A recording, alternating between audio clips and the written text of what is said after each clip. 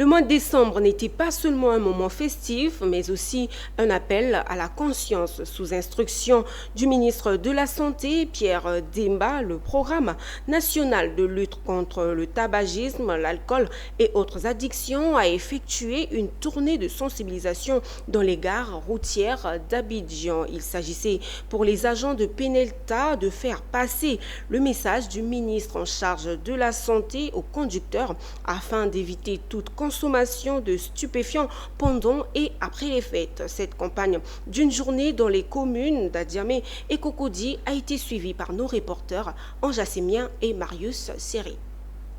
L'alcool et le volant ne vont pas ensemble. C'est le message porté par les agents du PNLTA auprès des conducteurs des gares routières d'Abidjan. À l'approche de l'année 2025, l'heure est au contact direct avec le cœur de cible. Et c'est à Adjamé, dans la cité cosmopolite, que la sensibilisation débute. Effectivement, quand on s'aime soi-même, on doit éviter de prendre ces armes électriques pour conduire. Sincèrement, tu aimes ta famille, tu aimes ta femme, tu viens au travail, tu veux rentrer à la maison pour retrouver ta famille. Donc il faut éviter de prendre ces armes électriques pour vraiment te créer autre problème. Ça c'est très, ça c'est sachet, on peut travailler tranquillement et puis gagner son argent et rentrer à la maison. Cap sur Cocody pour faire résonner le même écho.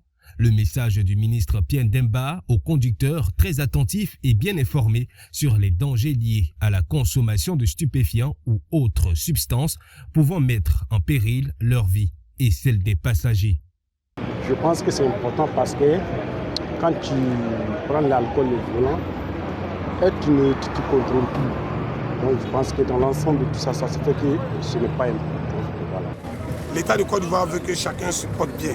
Et donc nous sommes engagés dans ce sens pour protéger des vies. Donc nous saluons vraiment le ministre de la Santé pour l'action qu'il mène auprès de ces deux autres ministères qui sont au quotidien auprès de nous. Au niveau du ministère de l'Intérieur et de la Sécurité, il y a des agents de l'ordre qui ont été instruits avec des alcotests.